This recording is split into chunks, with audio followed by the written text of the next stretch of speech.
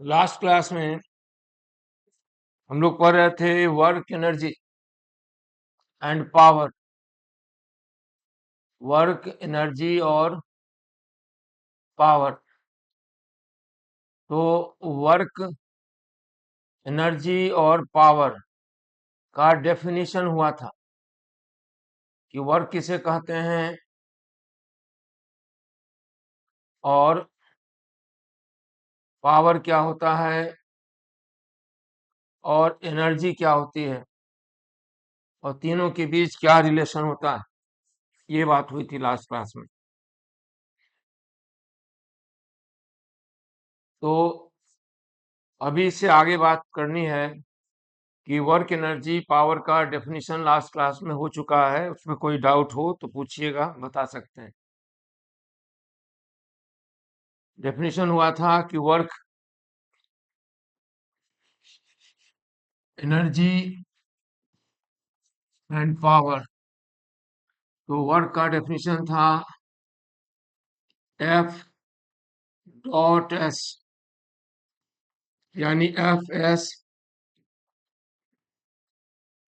Cos theta, where theta is the angle between force and displacement के बीच का angle था।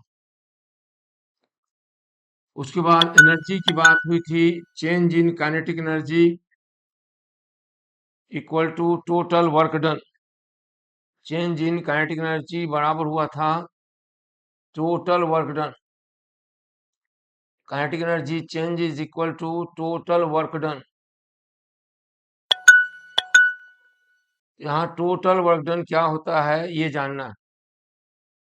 ये था work done total. It is work done due to 1, 2, 3 और जितने भी वर्क होंगे सबका समेशन था। और उसके बाद पढ़े थे पावर। पावर बराबर था एफ डॉट वी, यानी एफ वी कॉस थीटा। इन तीनों का डेफिनेशन और आपस में रिलेशन भी हो गया था।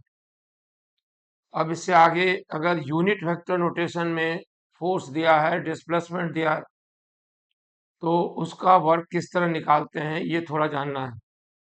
और तब होगा वेरिएबल फोर्स का वर्क। और तब हम लोग पढ़ेंगे मैकेनिकल सिस्टम और सिस्टम में एनर्जी कंजर्वेशन। तो लिखिए determination of work. Determination of work in unit vector notation. Unit vector notation. In unit vector notation. Unit vector i, rectangular unit vector i j k का जब use करते हैं तब उसके लिए थोड़ा याद दिला दें। पहले पढ़े थे rectangular coordinate system. 3 reference axis था, एक्स एक्सिस, वाई एक्सिस और जेड एक्सिस। एक्स एक्सिस के यूनिट वेक्टर को आई से डिनोट करते हैं, वाई एक्सिस के यूनिट वेक्टर को जे से और जेड एक्सिस के यूनिट वेक्टर को के से। आई का मैग्नीट्यूड, जे का मैग्नीट्यूड और के का मैग्नीट्यूड सब 1 होता था। ये सब हम लोग लास्ट वेक्टर चैप्टर में पढ़ चुके हैं। ये भी पढ़े थे कि I dot I J dot J similar के बीच एंड के डॉट के बराबर 1 होता है। ये भी पढ़े थे कि डिसिमिलर के बीच i dot j, j dot k and k dot i ये सब 0 होता है। और ये भी पढ़े थे, वो याद दिला दें कि वेक्टर ए को अगर यूनिट वेक्टर नोटेशन में ऐसे लिखते हैं,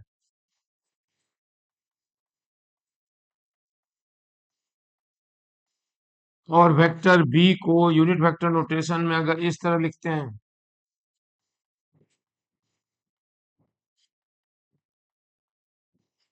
तो इनका unit vector A dot V बराबर होगा A X B X plus A Y B Y plus A Z B Z. ये सब पहले पढ़ चुके हैं, इसका यूज करना है अभी। तो अब मान लें जो पार्टिकल डिस्प्लेस होगा उसका यूनिट वेक्टर नोटेशन में डिस्प्लेसमेंट और फोर्स दिया है, तो हम वर्क कैसे निकालें। तो मान लीजिए ये रेफरेंस एक्सिस है, ये एक्स एक्सिस है, इसको एक्स एक्सिस माने, इसको वाई एक्सिस और इसको Z axis. Particle initially A पर है, इसका position vector R A, initial position vector R A is the initial position of the particle, और इसका पोजीशन वेक्टर लिखेंगे आर ए बराबर एक्स आई, मतलब इसका कोऑर्डिनेट्स लिखेंगे, एक्स कोऑर्डिनेट, वाई कोऑर्डिनेट और जेड कोऑर्डिनेट तीनों का, एक्स का, वाई का और जेड कोऑर्डिनेट लिखेंगे, और तब फिर वाई एक्सिस का। तो मान लीजिए इस तरह लिखा गया x A I Y A J और जेड ए के, ये पार्टिकल का इनिशियल पोजीशन है। पार्टिकल कहाँ है, ए पर है इनिशियली, और थोड़ी देर बाद पार्टिकल का डिस्प्लेसमेंट हो रहा है और वो चला गया है बी पर। तो ए से बी पर जाते हुए फोर्स जो लगा है उसका वर्क हमें निकालना है। तो ये फाइनल पोजीशन हुआ, ये है बी, ये फाइनल पोजीशन आर बी, और R B equal to X B I Y B J और जेड बी के, और ए से जब बी गया है तो हमें डिस्प्लेसमेंट निकालना है डेल्टा आर। आप ट्रायंगल लॉ यूज कीजिए, इनिशियल पोजीशन ए है, फाइनल पोजीशन बी, तो ए से बी का डिस्प्लेसमेंट अगर ट्रायंगल लॉ यूज करते हैं तो delta R equal to A B. तो इस ट्रायंगल में लिखा सकता है ओ ए प्लस ए बी बराबर ओ बी, और तब हम लोग ए बी लिख सकते हैं, ट्रायंगल ऑफ वेक्टर एडिशन से लिख रहे हैं, ओ बी माइनस ओ ए, और यही है डिस्प्लेसमेंट डेल्टा आर, और ये हो गया R B minus R A. R B final position है और आर ए इनिशियल पोजीशन है। बाकी सब वैल्यू रखिएगा, सॉल्व कीजिएगा तो आर बी माइनस आर ए निकल सकता है, और ये डेल्टा आर जो डिस्प्लेसमेंट है ये हो जाएगा यहाँ से R B minus R A. हम डिटेल लिखें या आप खुद लिख सकते हैं, X B minus X A I Y B minus Y A J और Z B minus Z A के।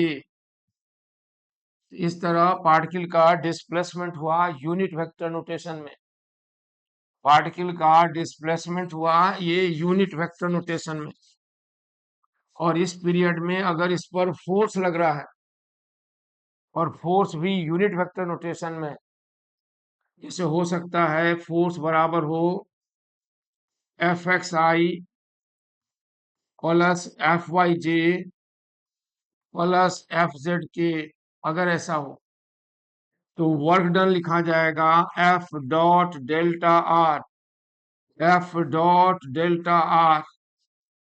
अब अभी जो डॉट प्रोडक्ट का प्रिंसिपल बताए हैं उसका यूज करके आप एफ डॉट डेल्टा आर निकाल सकते हैं। तो ये ऑप्शन तब के लिए है when the vectors displacements are in unit vector notation, जो डिस्प्लेसमेंट है वो यूनिट वेक्टर नोटेशन में है तब के लिए। और इसको लिख सकते हैं, आगे तो आप लिख ही लीजिएगा क्योंकि अभी इस दोनों का यूनिट वेक्टर आता है आपको। तो ये एक केस हुआ। हम लोग पढ़ चुके हैं वर्क डन। वर्क डन क्या है? तो work is energy in transit and work is defined as line integral of force.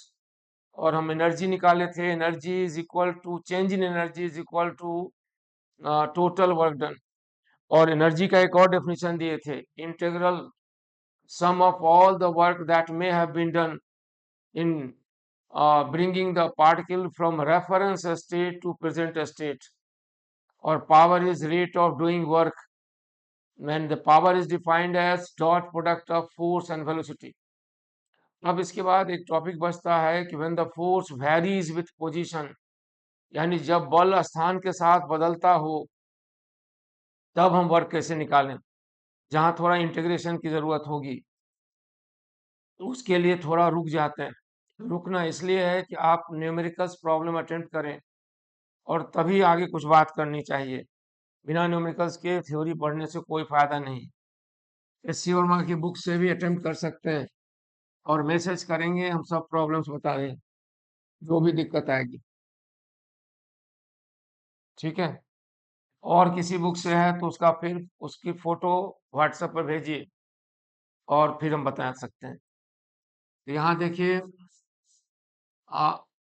मान लीजिए कि एक इंक्लाइन प्लेन है, ठीक है, और इंक्लाइन प्लेन पर एक ब्लॉक रखा है and block is sliding down at constant speed.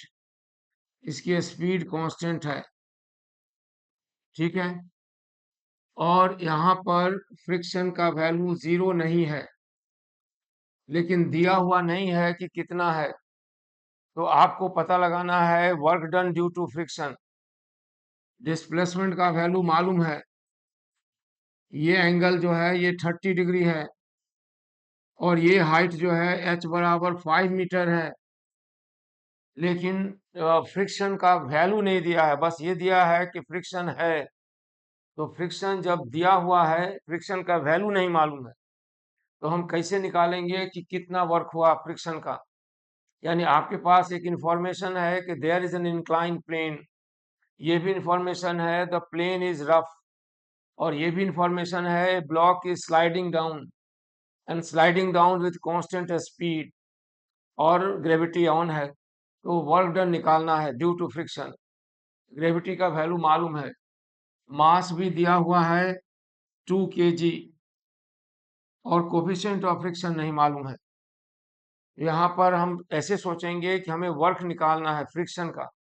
Displacement हम जानते हैं लेकिन फ्रिक्शन फोर्स नहीं जानते, तो हम इस प्रिंसिपल का यूज करेंगे कि टोटल वर्क डन बराबर फोर्स ग्रेविटी के कारण वर्क, तो work done due to gravity, contact force N का work, work done due to N, contact और फ्रिक्शन फोर्स का वर्क, तो work done due to friction.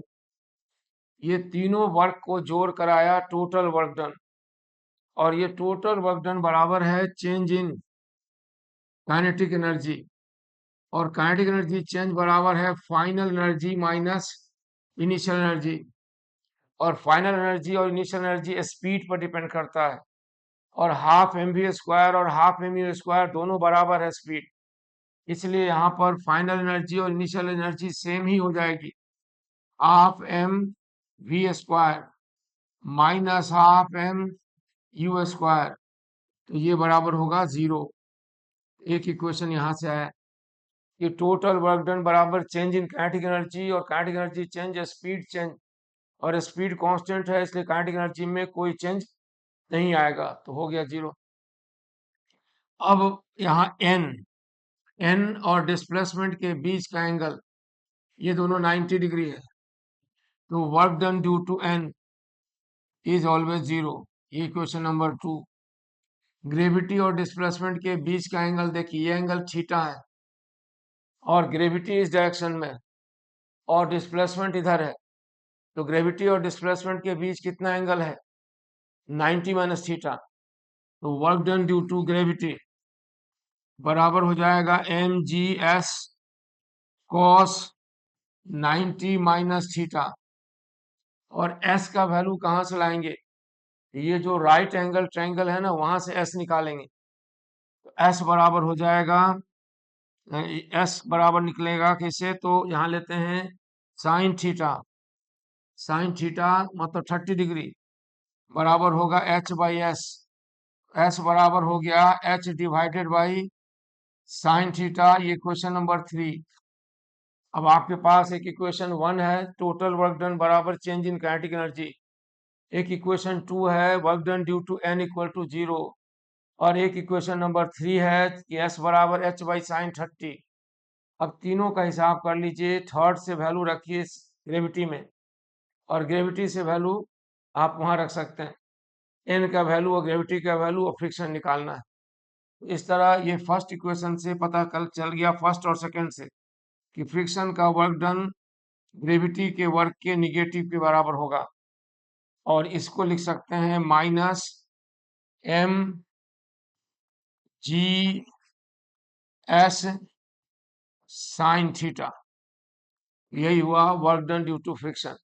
यहाँ हम डायरेक्टली नहीं निकाले, इनडायरेक्टली मालूम किए। डायरेक्टली नहीं पता किए, इनडायरेक्टली मालूम किए कि how much work is being done. तो इस तरह का सवाल आप खुद अटेम्प्ट कीजिए और सवाल पूछिए, क्योंकि सवाल नहीं पूछे या सवाल नहीं अटेम्प्ट किए तो फिर ये थ्योरी सुनने सुनाने से कोई फायदा नहीं। एक बुक भी पकड़ लें, मान लीजिए एस.सी. वर्मा से पकड़े हैं, तो उससे शुरू से अंत तक जितने पेंडिंग सवाल हो, ना बने हो, दिक्कत हो, डाउट हो, और कोई और प्रॉब्लम पूछना हो तो मैसेज करें, व्हाट्सएप पर भेज दें फोटो। अब हम वेरिएबल फोर्स के बात बाद में करेंगे, जो आप लोग कुछ प्रॉब्लम अटेम्प्ट कर लीजिएगा। अभी चलते हैं मैकेनिकल सिस्टम, यानी energy of one particle inside the mechanical system. एक पार्टिकल की एनर्जी निकालने मैकेनिकल सिस्टम में, सबकी नहीं, सिर्फ एक पार्टिकल की एनर्जी।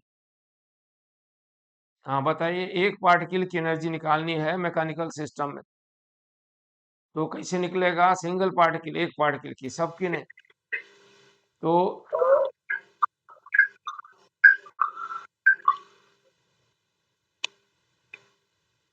तो एक पार्टिकल की एनर्जी निकालने के लिए क्या करें?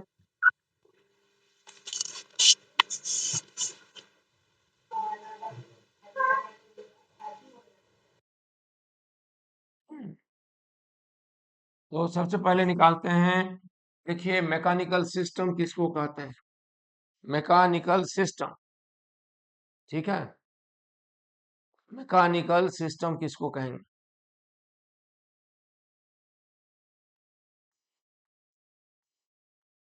Mechanical system. दो या दो से ज्यादा particles forms a mechanical system. दो पार्टिकल हो या दो से ज्यादा पार्टिकल हो, वो मैकेनिकल सिस्टम बनाते हैं। कैसे बनाते हैं? तो मान लीजिए ये दो पार्टिकल का एक सिस्टम है। M1 एक पार्टिकल है जिसका यूनिक पोजीशन R1 है। M2 एक दूसरा पार्टिकल है, उसका यूनिक पोजीशन R2 है। M3 तीसरा पार्टिकल है, इसका पोजीशन है R3। यानी group of 5 particles occupying independent unique positions forms mechanical system. दो या दो से ज्यादा पार्टिकल मिलकर मैकेनिकल सिस्टम बनाएंगे अगर, अगर क्या, अगर उनके बीच जो इंटरेक्शन हो रहा, बाहर से किसी एक पार्टिकल पर फोर्स एक्सर्ट करें तो एक्सेलरेशन सब में आए। यानी all of them should respond collectively, यानी उनमें से किसी भी एक पार्टिकल पर फोर्स अप्लाई करें तो एवरी पार्टिकल रेस्पॉन्ड, तो कलेक्टिव रेस्पॉन्स हो, तो एवरीवन गेट्स एक्सेलरेटेड, तो इसे हम मैकेनिकल सिस्टम कहते हैं। मैकेनिकल सिस्टम की हम लोग डिफाइन निकालेंगे मास। तो मैकेनिकल सिस्टम का मास हो जाएगा M1 plus M2 plus M3 और जो भी बराबर M। मैकेनिकल सिस्टम का मोमेंटम बराबर होगा, मोमेंटम। तो मोमेंटम भी निकालना हुआ तो निकालेंगे P बराबर P1 P2 और फिर सब। मैकेनिकल सिस्टम की एनर्जी निकालनी हुई तो निकालेंगे E बराबर E1, E2 और सब। लेकिन इसको लिखने से पहले एक बात याद दिला दें कि हम लोग जिस चैप्टर में अभी है ना, उस चैप्टर में हमें सभी पूरे सिस्टम की न एनर्जी निकालनी है, न सिस्टम का मास निकालना है, न सिस्टम का मोमेंटम निकालना है। हमें सिस्टम में एक पार्टिकल की बात करनी है। जब सेंटर ऑफ मास चैप्टर में आते हैं, नेक्स्ट चैप्टर में जहां इम्पल्स की बात होगी, जहां impulse is use to measure the effect of the force, जब हम इम्पल्स में आएंगे तो उस समय ऐसा होता है कि हम इम्पल्स निकाल वाले चैप्टर में पूरे सिस्टम को एक बॉडी कंसीडर करते हैं और तब पूरा सिस्टम का मास होती है, उसका मोमेंटम और उसकी एनर्जी। इस सिस्टम में ऐसा नहीं। अभी इस चैप्टर में हम लोग सिस्टम में पार्टिकल की मोमेंटम, पार्टिकल का मास और पार्टिकल की एनर्जी की बात होगी। एकदम अप्रोच में अंतर है। यहाँ energy of one particle inside the mechanical system है। अगले चैप्टर में energy of the whole system की बात होगी। तो अभी हम लोग इसकी जरूरत नहीं है, सबके मास, सबके मोमेंटम, सबके एनर्जी को जोड़ने या घटाने की कोई जरूरत नहीं। अभी हमें निकालना है energy of one particle inside the mechanical system. और वो एनर्जी ऑफ वन पार्टिकल जब निकालना होगा तो सोचना होगा कि उस पार्टिकल की टोटल एनर्जी किस किस बात पर डिपेंड करती है और उसको हम कांस्टेंट कैसे रख सकते हैं, उसमें कोई चेंज ना आए इसके लिए हम क्या कर सकते हैं। तो अभी जान चलना है एनर्जी निकालना किसकी, पार्टिकल की, एक पार्टिकल की। किस में? तो सिस्टम में। और अगले चैप्टर में हम लोग पूरे सिस्टम की एनर्जी, पूरे सिस्टम का मास मोमेंटम की बात करने वाले हैं। और इसमें अभी हम लोग सिस्टम में एक पार्टिकल की एनर्जी, तो energy of one particle inside the system, energy of one particle inside the mechanical system, one particle inside the system. यानी सिस्टम जरूर है, इनसाइड द सिस्टम, लेकिन energy of one particle inside the system. System में दो या दो से ज्यादा पार्टिकल्स होंगे, मगर हम एट ए टाइम एक पार्टिकल की एनर्जी की बात करनी है, पूरे सिस्टम की एनर्जी की बात नहीं करने जा रहे। अब आप सोचिए कि किसी सिस्टम में किसी एक पार्टिकल m की एनर्जी अकाउंट में चेंज कैसे आ सकता है। लोग सोचेंगे अगर दीवारें परफेक्टली इंसुलेटेड हुई तो बाहर से इस पार्टिकल को एनर्जी न मिलेगी न इस पार्टिकल से बाहर जाएगी।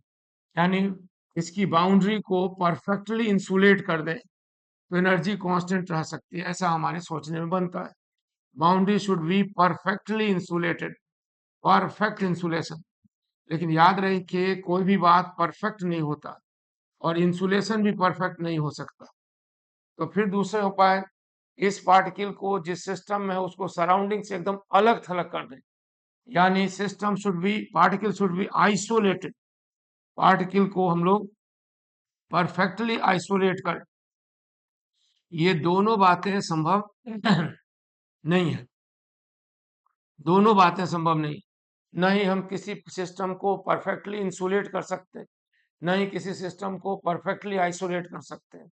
ये दोनों बातें पॉसिबल नहीं। तो फिर एनर्जी का अकाउंट्स कैसे बनाएंगे? तो एनर्जी का अकाउंट्स ऐसे बनाएंगे कि इस पार्टिकल के जितने भी इंटरेक्शंस हो रहे हैं हम उसको एनालाइज करेंगे कि बिकॉज हमें पता है कि एनर्जी का लेन देन होता कैसे। The work is the unit of energy exchange. Work के माध्यम से एनर्जी बाहर जाती है या बाहर से अंदर आती है।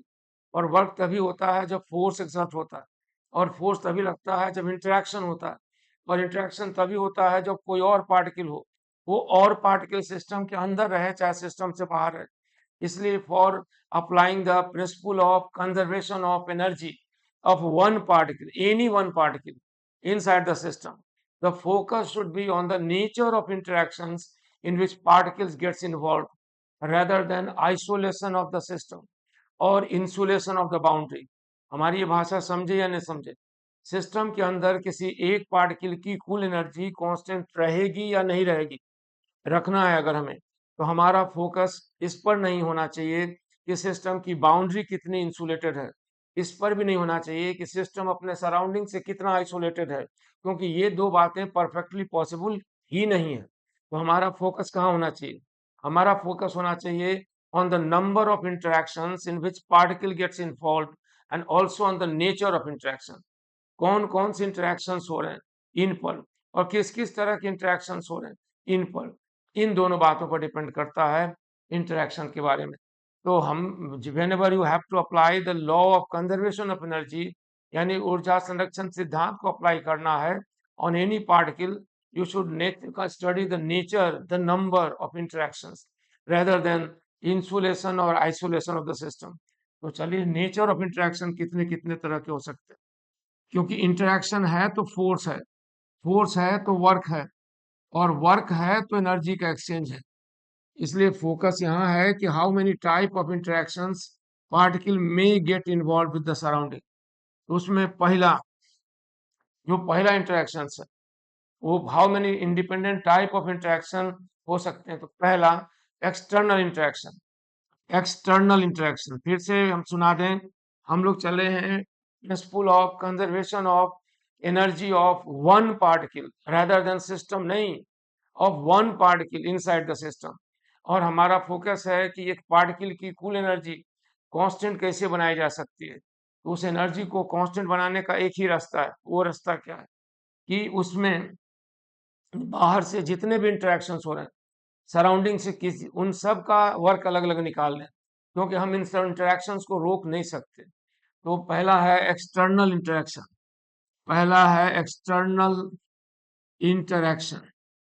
ये है एक्सटर्नल इंटरेक्शन।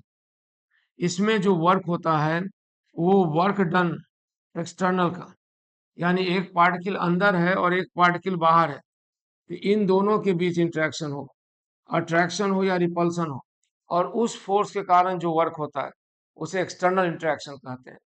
और ये बराबर होता है उस एनर्जी के बराबर होता है energy which gets transferred transferred out of the system और into the system, out of system या इनटू द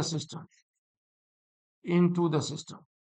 यानी एक्सटर्नल फोर्स का वर्क डन उस एनर्जी के बराबर होता है जो सिस्टम से सराउंडिंग में ट्रांसफर हो जाती है या सराउंडिंग से सिस्टम में जाती है। तो अगर एक्सटर्नल फोर्स है और उसका वर्क हुआ है तो that work is equal to energy which gets transferred out of the system to the surrounding and from surrounding into the system।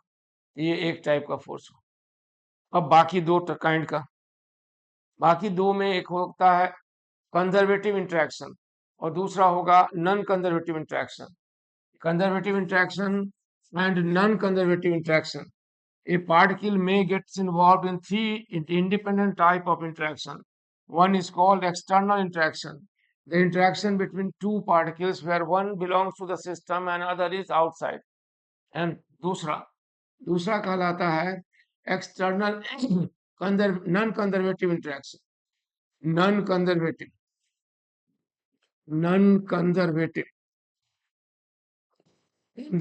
Interaction.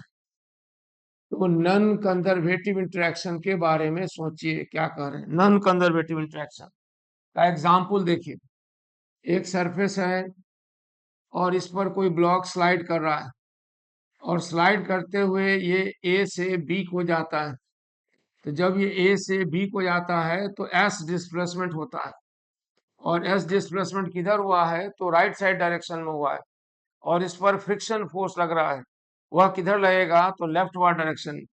इस पर फ्रिक्शन फोर्स लग रहा है लेफ्ट वार्ड डायरेक्शन, और वेलोसिटी है राइट वार्ड डायरेक्शन में, तो displacement भी है राइट वार्ड डायरेक्शन में।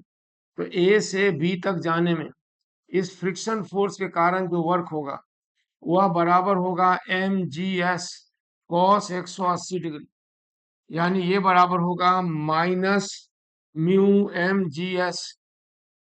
यहाँ फ्रिक्शन फोर्स का वर्क निकाले हैं ए से बी पर जाने में, ये निगेटिव आया, और जब ये बॉडी बी से ए को लौट रहा होगा, संयोग से डिस्प्लेसमेंट का डायरेक्शन पलट गया तो फ्रिक्शन भी उल्टा हो गया, फ्रिक्शन का कोई फिक्स डायरेक्शन ना होके अपोजिट हो गया।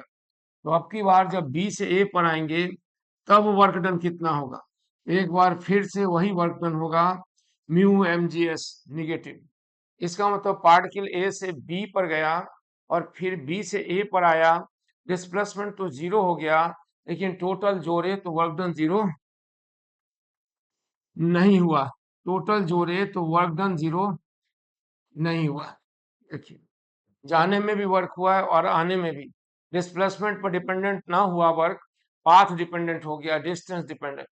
इसमें जाते समय वर्क निगेटिव यानी काइनेटिक एनर्जी घटी, आते समय वर्क निगेटिव यानी काइनेटिक एनर्जी फर्दर घटी। ये नहीं कि काइनेटिक एनर्जी जाने में लॉस हुआ है तो आने में गेन हो जाए। तो ऐसे सारे interactions whose work done is negative, whose work done is path dependent, whose work done is not depending on the displacement, rather depends upon distance। जाने और आने में डिस्प्लेसमेंट जीरो हो जाने के बाद भी वर्क डन जीरो ना हो, ऐसे इंटरेक्शंस को नॉन कंजर्वेटिव इंटरेक्शंस कहते हैं। उसका एक एग्जांपल फ्रिक्शन है। और इस इंटरेक्शन के कारण जो वर्क होता है, उसमें जो एनर्जी का आदान प्रदान होता है, एक्सचेंज होता है, वह उस एनर्जी के बराबर होता है जो मैकेनिकल से किसी और फॉर्म में बदल जाती है। जैसे हीट में कन्वर्ट हो गई, लाइट में कन्वर्ट हो गई, तो मैकेनिकल एनर्जी का पार्टिकल का ट्रांसफॉर्मेशन हो जाता है। इसमें क्या हुआ था, एक्सटर्नल फोर्स में पार्टिकल से सराउंडिंग में ट्रांसफर हो गया था, या सराउंडिंग से पार्टिकल को ट्रांसफर हो जाता है इसमें। लेकिन इसमें जिसमें अभी हम लोग पढ़ रहे हैं non conservative, work done due to non conservative force is equal to energy. कौन सी energy? Which gets transformed, energy which gets transformed, उस ऊर्जा के बराबर होती है जो ट्रांसफॉर्म्ड हो जाती है, यानी मैकेनिकल से हीट में बदल जाती है। आप फिर से याद कर लें टोटल कितना, जब कभी हम लोग पढ़ने क्या पढ़ क्या रहे हैं, हम लोग अभी बात कर रहे हैं कि energy conservation of energy of one particle inside the mechanical system. हम लोग बात कर रहे हैं conservation of energy of one particle inside the mechanical system. एक पार्टिकल की एनर्जी की बात कर रहे हैं, पूरे सिस्टम की नहीं, सिर्फ एक पार्टिकल की। और हम लोग को पता चल गया कि उस पार्टिकल की एनर्जी को कांस्टेंट बनाए रखना हो तो ये पॉसिबल ही नहीं है, क्योंकि हम उस पार्टिकल को पूरे सराउंडिंग से इंसुलेट नहीं कर सकते, आइसोलेट भी नहीं कर सकते। तो फिर हम क्या करें, तो हम करेंगे हिसाब किताब, यानी उस एनर्जी का जो लेन देन होगा उसको काउंट करेंगे, उसका एक्सचेंज और उसका इक्वेशन बनाएंगे। तो उसके लिए सबसे पहले पता लगाना है कि पार्टिकल कौन कौन से इंटरेक्शंस में हो रहे हैं, क्योंकि हमें मालूम है कि एनर्जी का ट्रांसफर सिर्फ एक मेथड से होता है, और वो एक मेथड है वर्क डन। और वर्क तभी होता है जब फोर्स लगता है, और फोर्स तभी लगता है जब इंटरेक्शन होता है। इसलिए हमें पता लगाना है कि how many different type of interaction the particle may get involve. जैसे पता चला कि एक्सटर्नल इंटरेक्शन, ये कौन सा इंटरेक्शन है, ये इंटरेक्शन बिटवीन टू पार्टिकल्स है, जिसमें से एक पार्टिकल सिस्टम के अंदर होगा और दूसरा पार्टिकल सिस्टम के बाहर होगा। और इस इंटरेक्शन में जो वर्क होगा, उस वर्क की एनर्जी का ट्रांसफर हो जाता है पार्टिकल से सराउंडिंग में या सराउंडिंग से पार्टिकल में। अब दूसरा इंटरेक्शन है जो नॉन कंजर्वेटिव इंटरेक्शन है। इसका नेचर है कि ये पाथ डिपेंडेंट है, ये डिस्टेंस पर डिपेंड करता है। बॉडी ए से बी पर जाए और बी से फिर वापस लौट आए, डिस्प्लेसमेंट जीरो हो गया, फिर भी उसका वर्क होता है। और जाने में अगर लॉस हुआ है तो आने में गेन नहीं, लॉस ही होता है। इसकी एनर्जी का, इसके कारण जो एनर्जी जो है वो ट्रांसफॉर्म हो जाती है, मैकेनिकल से thermal energy, sound energy, heat energy में कन्वर्ट हो सकती है। ये ट्रांसफॉर्म हो गया, इसका काउंट्स मिल गया। अब एक तीसरा इंटरेक्शन है जो वो भी बहुत इंपॉर्टेंट है, उसको कहते हैं कंजर्वेटिव इंटरेक्शन। इसके बारे में बड़ा सोचना पड़ेगा, कैसे सोचना पड़ेगा। तो कंजर्वेटिव इंटरेक्शन, इसकी सबसे पहले पहचान देखिए। ये इंटरेक्शन वो है जिसमें वर्क डन जो होता है राउंड ट्रिप में, राउंड ट्रिप मतलब ए से बी पर जाए और फिर बी से ए पर आए, डिस्प्लेसमेंट जैसे जीरो हुआ, ये वर्क डन जीरो हो जाता है। कौन सा वर्क? ये कंजर्वेटिव फोर्स का। आप फिर से याद कर लें, when a particle is there inside the system and the energy exchange is going on with the surrounding, it is due to the interaction. An interaction, there may be three types. One is external force interaction, the interaction between the particle inside and outside. An interaction, non-conservative interaction, the nature of forces who causes loss or gain of energy, यानी transformation of energy from mechanical to other forms. And तीसरा है conservative. इसकी पहचान के तौर पर gravity की नाम बात करें, किसी बॉडी को अगर आप ए से बी पर ले जाते हैं, यानी बॉडी का डिस्प्लेसमेंट ऊपर की तरफ होता है, तो उस समय जब बॉडी को हम ऊपर ए से बी पर ले जा रहे हैं या खुद बॉडी जा रहा है, तो उस समय ग्रेविटी किधर है? तो सबको पता है वो बॉडी ऊपर जावे नीचे जावे ना जाए, ग्रेविटी सदा डाउनवर्ड है, इसमें भी डाउनवर्ड है। उस समय भी ग्रेविटी का वैल्यू डाउनवर्ड है और डिस्प्लेसमेंट का वैल्यू ऊपर है और बीच का एंगल 180 डिग्री है। तो ए से बी तक जाने में वर्क डन कितना होगा? तो work done from A to B बराबर होगा mgh cos 180 डिग्री। 180 क्यों लिए? क्योंकि डिस्प्लेसमेंट अपवर्ड है और ग्रेविटी डाउनवर्ड है और बीच का एंगल 180 है, इसलिए यहाँ पर वर्क डन आ गया cos 180। यानी ए से बी पर जाने में वर्क डन का वैल्यू आ गया माइनस mgh, ये हुआ work done due to gravity upward direction.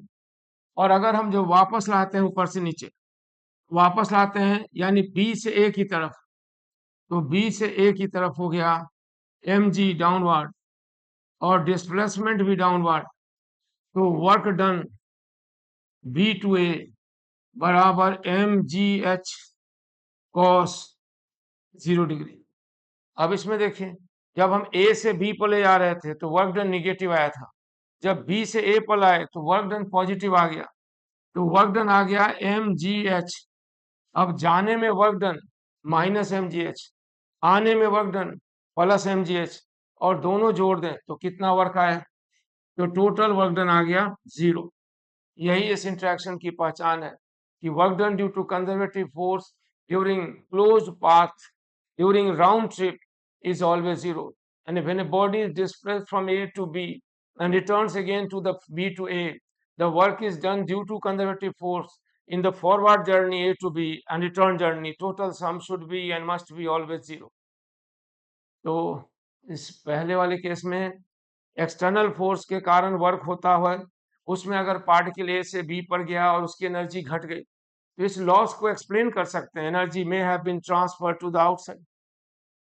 इस नॉन कंजर्वेटिव फोर्स के अगेंस्ट अगर पार्टिकल गया और उसकी एनर्जी घट गई, तो इसको भी आप एक्सप्लेन कर सकते हैं, energy gets transform into other forms. ठीक है, पहले में ट्रांसफर हो गया, दूसरे में ट्रांसफॉर्म हो गया। लेकिन अगर इसके कारण body rises against gravity and it loses kinetic energy, तो क्या कहिएगा, कहाँ चलेगी? एक्सटर्नल फोर्स का वर्क होगा तो आप कहेंगे एनर्जी ट्रांसफर हो गई, नॉन कंजर्वेटिव फोर्स का वर्क होगा तो कहेंगे एनर्जी का ट्रांसफॉर्मेशन हो गया हीट में, साउंड में। लेकिन कंजर्वेटिव फोर्स के कारण जो वर्क होगा, when body rises against gravity it loses kinetic energy for a moment, बहुत देर तक नहीं, लेकिन पल भर के लिए जब वो हाईएस्ट पॉइंट पर पहुंचा, इट्स एनर्जी बिकम्स 0। तो क्या एक्सप्लेनेशन दीजिएगा? वो जब जमीन से आपने थ्रो किया था, it was maximum speed maximum velocity, तो काइनेटिक एनर्जी इसके पास थी हाफ mv²। जब उस हाइट पर पहुंची तो काइनेटिक एनर्जी 0 हो गया। ठीक है, परमानेंटली नहीं हुआ, मगर हुआ ना, तो लॉस तो हो गया इसका। अब इस लॉस को हम कैसे एक्सप्लेन करें? पहले केस में बोले थे कि इसने खोया उसने पाया, दूसरे केस में बोले थे मैकेनिकल का लॉस हुआ, हीट निकला होगा। इसमें न किसी ने पाया है न लॉस हुआ। ये बहुत बड़ी समस्या है, इसको हम एक्सप्लेन करना पड़ेगा कि how to explain the loss due to gravity. If ball rises against gravity it loses energy for a moment, completely loses kinetic energy, but where the energy goes. बचपन में हम लोग कुछ भी बोले, अभी के बारे में सोचना है। तो अब ये तीन इंटरेक्शन हो गया, पता चल गया, एक पार्टिकल का सराउंडिंग से, एक पार्टिकल का सिस्टम से, या किसी से भी इंटरेक्शन होगा तो उसमें एनर्जी का लॉस होगा। अब जरा एनर्जी का अकाउंट्स का इक्वेशन बनाते हैं। इक्वेशन समझे? हम जब जानते हैं कि हम लॉस को रोक नहीं सकते, हम जानते हैं कि कांस्टेंट नहीं कर सकते, फिर हम यही हिसाब रखें कितना लॉस हुआ कितना गेन हुआ। यानी पूरा खाता भाई बना लें कि if the particle moves from A to B, there may be three different type of interaction going on between particle and surrounding. All the three interaction does some work, and work is responsible for loss or gain of kinetic energy। और उसका हिसाब किताब कर दें। हिसाब किताब कैसे करेंगे देखिए, यानी एनर्जी का इक्वेशन बनाने जा रहे हैं। बॉडी यहाँ ए से बॉडी चल के गया बी पर, ये कर्व पाथ हो सकता है, स्ट्रेट लाइन हो सकता है, कुछ भी हो सकता है, हम ऐसे ही आर्बिट्रेरी सिलेक्ट की। जब ए से बॉडी बी पर गया तो उसमें टोटल वर्क डन कितना हुआ होगा? तो टोटल वर्क डन बराबर हुआ होगा work done due to external force, बाहरी फोर्स यदि होगा तो उसके वर्क के बराबर होगा, प्लस बराबर होगा work done due to non conservative force, अगर नॉन कंजर्वेटिव फोर्स होगा तो उसके बराबर होगा, plus work done due to conservative force. ये है इक्वेशन नंबर 1। बड़ा सिंपल सा है, work is additive in nature, so the work done due to different interaction involving one particle may be added together. जब दो या एक पार्टिकल का किसी और के साथ इंटरेक्शन होता है तो उसको हम मेजर कर सकते हैं। अब दूसरा, टोटल वर्क डन बराबर होता है चेंज इन काइनेटिक एनर्जी, और ये चेंज इन काइनेटिक एनर्जी ये दूसरा इक्वेशन हुआ। तो इस सेकंड इक्वेशन को अगर फर्स्ट में रखते हैं और तब हम एक्सप्लेनेशन खोजें तो बाएं साइड आ जाएगा चेंज इन काइनेटिक एनर्जी और दाएं साइड आ जाएगा ये work done due to external force और plus work done due to non conservative force. इन दोनों का एक्सप्लेनेशन हमारे पास है, मगर ये जो तीसरा आया है इसको कह नहीं पा रहे हैं कि कहाँ गया। पहला के बारे में बोलेंगे this is equal to amount of energy which gets transferred out of the system.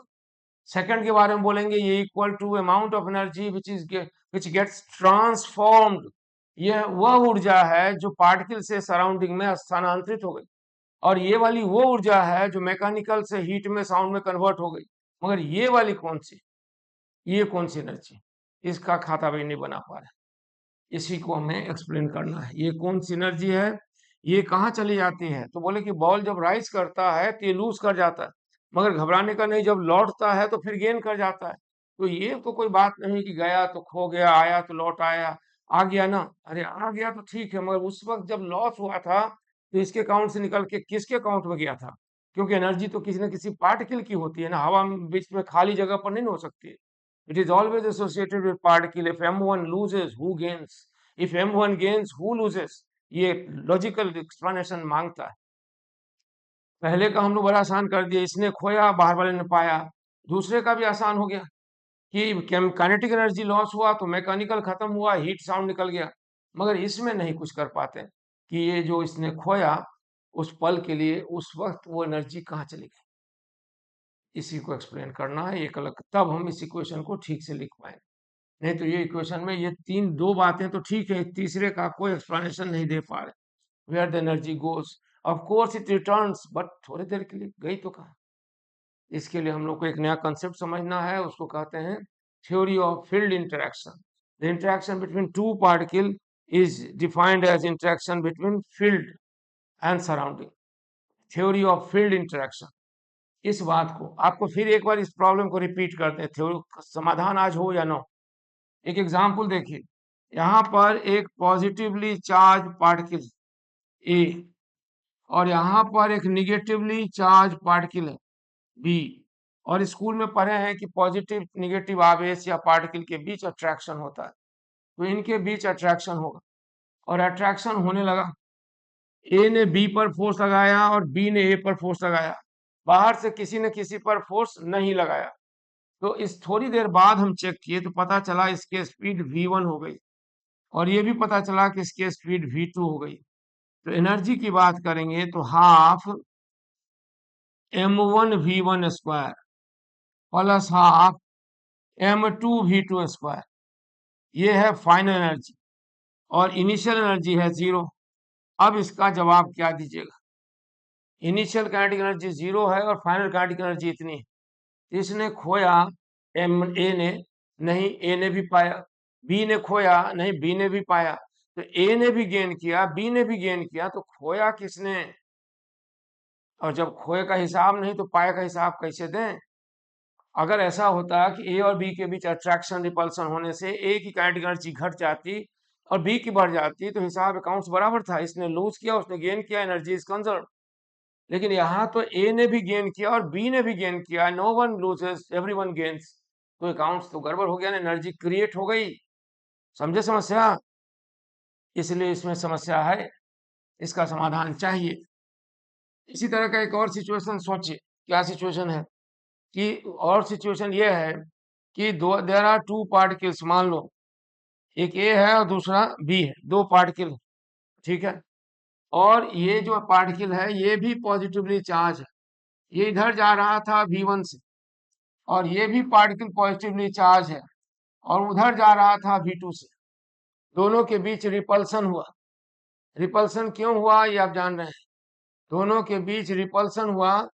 और रिपल्सन क्यों हुआ, तो रिपल्सन तो पॉजिटिव पॉजिटिव चार्ज है और दोनों की स्पीड घटने लगी। थोड़े देर बाद दोनों रेस्ट में आ गए, इनकी वेलोसिटी 0, इनकी भी 0। शुरू में दोनों के पास काइनेटिक एनर्जी थी, बाद में दोनों की काइनेटिक एनर्जी घट के 0 हो गई। अब क्या जवाब देंगे? If A loses B may gain, नहीं, B also loses. If A and B both loses who gains? A ने खोया, ठीक है, तो बी ने पाया, नहीं, तो उसने भी खोया। क्या ऐसा है कि ए और बी का लॉस हुआ तो सराउंडिंग में कोई गेन हुआ? नहीं, सराउंडिंग कहीं नहीं गया। क्या मैकेनिकल एनर्जी लॉस हुआ तो थर्मल, साउंड, हीट, लाइट कुछ निकला? नहीं, वो भी नहीं है। तो इस बात को एक्सप्लेन कैसे करें कि if A loses and B loses who gains? इन सिचुएशंस में where everyone loses and no one gains, ये where everyone gains and no one loses, energy conservation का सिद्धांत का उल्लंघन प्रतीत होता है। इसी परिस्थिति को एक्सप्लेन करने के लिए we have to create new ideas. कहीं का ऐसा कब हुआ है पहले? हाँ, हुआ है ना। जब आप न्यूटन्स लॉ ऑफ मोशन पढ़ रहे थे, जब आप लॉ ऑफ इनर्शिया अप्लाई कर रहे थे, तो ऐसा ऐसा फ्रेम मिला था जिसमें लॉ ऑफ इनर्शिया वैलिड नहीं था, वैलिड नहीं था law of inertia. Body gets accelerated without application of force, body may not be accelerated in spite of application of force. वस्तु स्वतः चल देती थी बिना बल लगे, बल लगाने पर भी नहीं चलती थी। ऐसी सिचुएशन में हम क्या बोले कि इनर्शिया का नियम का उल्लंघन है। फिर क्या किए? न्यूटन्स लॉ में संशोधन किए और एक नया आइडिया क्रिएट किए कि there may be another factor who may cause an acceleration, that factor is called pseudo force. उसी तरह यहाँ पर जो एनर्जी कंजर्वेशन प्रिंसिपल का लॉस हो रहा है, कंजर्वेशन मतलब सिंपल सा, energy can neither be created nor can be destroyed. ऊर्जा का न ह्रास होता है, न विनाश होता है, न सृजन होता है। बस ये सिद्धांत को कहते हैं एनर्जी कंजर्वेशन। हाँ फिर ट्रांसफर होता है और ट्रांसफॉर्मेशन होता है। मैकेनिकल से थर्मल में बदल गया तो ट्रांसफॉर्मेशन हो गया, इसका लॉस उसका गेन हुआ तो ट्रांसफर हो गया। क्रिएशन एंड डिस्ट्रक्शन नहीं होता। इन सब सिचुएशन में हमें दिख रहा है कि क्रिएट हो रहे या डिस्ट्रॉय हो रहे। Body rises against gravity, it loses, but no one gains.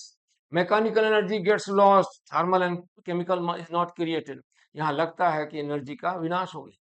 फिर ऊपर से जब बॉल नीचे आता है, it automatically gains energy, but who loses? कोई नहीं। तो फिर वहां भी लगता है एनर्जी का सृजन हुआ। इन सिचुएशंस को एक्सप्लेन करने के लिए we have to create a new mathematical idea, the idea of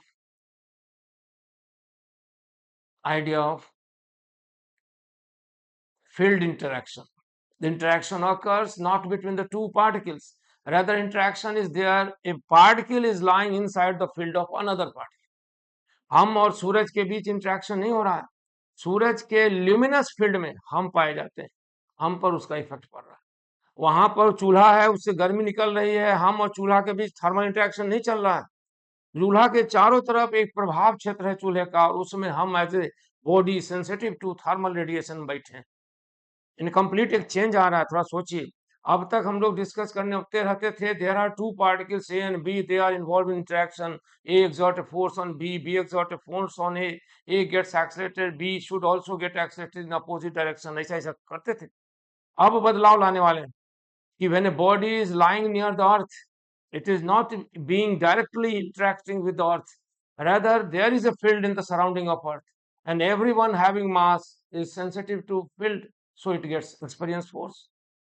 यानी वहां पर एक बल्ब जल रहा है और बल्ब के चारों तरफ रोशनी है, रोशनी बल्ब की है, प्रभाव क्षेत्र बल्ब का है, और हर कोई जिसके पास आंखें हैं, सेंस ऑफ विजन है, वो will experience the feeling, the expect of the luminous field. तो ऐसे हम लोग सोचेंगे, उसके बाद हम लोग डिफाइन करेंगे फील्ड कितने तरह का होता है। फील्ड का पता चलेगा, free space, field space, vector field space, scalar field space. तब आएगी बात promissory field space. Promissory field space यानी वो स्पेस जहां वादे निभाए जाते हैं, where body gains in moving from A to B, it is definite it will regain from B to A. If it loses from A to B, it will lose regain its. तो इसको कहते हैं potential vector field space, और तब potential function या potential energy की बात होगी। ठीक है, और घर पर भी पढ़ाई करना जरूरी है, इसलिए हम आपसे रिक्वेस्ट करेंगे कि आप थ्योरी पढ़ने के साथ प्रॉब्लम्स जरूर अटेम्प्ट करें, अन्यथा फिजिक्स वो आईआईटी वाईटी की बात की बात है, फिजिक्स का नेचर है, बिना प्रॉब्लम के फिजिक्स कभी अंदर नहीं जाता, कान में आंख से नहीं जाता, प्रॉब्लम खुद एक्सपीरियंस करते हैं। इसीलिए प्रॉब्लम जरूर बताएं और अगले क्लास में मैसेज करें कि ये प्रॉब्लम में दिक्कत है, हम उस प्रॉब्लम को भी इस समय जो क्लास में नहीं हो पाता है उसको डिस्कस करें। ल्यूमिनस फील्ड के बारे में बताते हैं वो क्या मतलब है। जस्ट हम ऐसे ही मुंह से निकल गया, उसकी कोई जरूरत नहीं थी। देखिए यहाँ पर एक बल्ब जल रहा, ये बल्ब जल रहा है, ठीक है। बल्ब के चारों तरफ रोशनी है, रोशनी मतलब लाइट है। कहाँ तक है? तो इन्फिनिटी तक है। इस लाइट के प्रभाव को जो एक्सपीरियंस करेगा वो वही करेगा जिसमें सेंस ऑफ विजन यानी आंख है। बाकी लोगों पर इसका प्रभाव नहीं पड़ता है। तो ल्यूमिनस फील्ड में एक आंख वाले बैठेंगे तो उनको एक्सपीरियंस होगा। अब जिनकी आंख की सेंसिटिविटी ज्यादा है उनको यही लाइट ज्यादा इंटेंस दिखाई देगी। जिनकी आंख की सेंसिटिविटी लो है उनको वो लाइट थोड़ा वीक नजर आएगी। इसी को कहते हैं ल्यूमिनस फील्ड, द प्रभाव क्षेत्र। तो उसी लिए हम लोग को थोड़ा सा अप्रोच बदलना है, बस मैथमेटिकल आइडिया। जैसे स्यूडो फोर्स का आइडिया था कि there may be an additional factor causing acceleration, उसी तरह there may be an additional account of energy associated with the particle. अभी पार्टिकल के अकाउंट कौन है? पार्टिकल का ऊर्जा खाता यही है। Kinetic energy is the only energy associated with the particle. ये पार्टिकल लूजेस कहाँ से विड्रॉल होता? काइनेटिक एनर्जी अकाउंट से। कि पार्टिकल गेन्स तो जमा कहाँ करता? काइनेटिक एनर्जी अकाउंट में। जैसे हमारे पास सिर्फ एक अकाउंट है, हम कैश ले सकते हैं, घर में रख सकते हैं, बैंक में रख सकते हैं, बस और कोई ऑप्शन नहीं। तो अगर हमारे पास कैश आया नहीं और फिर भी हमारा स्टैंडर्ड ऑफ लिविंग राइज कर गया, कहाँ से लाए? तो बोला जाएगा आपके पास धन का एक और स्वरूप है, लैंड अकाउंट। आपने जमीन बेची होगी, तो इसका मतलब बाहर से कैश आया, कैश बैंक में नहीं गया, तो कहाँ गया? तो गोल्ड खरीद लिया। इसका मतलब वेल्थ का एक और रूप है गोल्ड अकाउंट। उसी तरह हम पार्टिकल के नाम से एक और एनर्जी अकाउंट बनाने वाले हैं, ऐसे सोचिए। अभी तक कौन एनर्जी अकाउंट थी? Kinetic energy. If there is a particle it may be and must be having either any value of kinetic energy and kinetic energy is the only account associated with the particle। लेकिन अब एक और energy account बनने वाला है, उसमें चला जाता है पार्टिकल। जैसे किसी को पता है कि हमारे पास बस एक ही पॉकेट है, तो आप कोई भी हमें पैसे देकर जाएगा, आप कहाँ चेक करेंगे? केवल इसी में। अब आपने देखा है किसी ने हमें पैसे दिए हैं, नए नोट 4-5, और आप चेक कर रहे हैं मिल नहीं रहा है, तो आप तो चौंक जाएंगे ना, पैसा जल गया, कट गया, फेंका गया, क्या हो गया? क्योंकि पैसे जेब में होते हैं और जेब में पैसा नहीं है। आया ही मालूम है लेकिन है नहीं।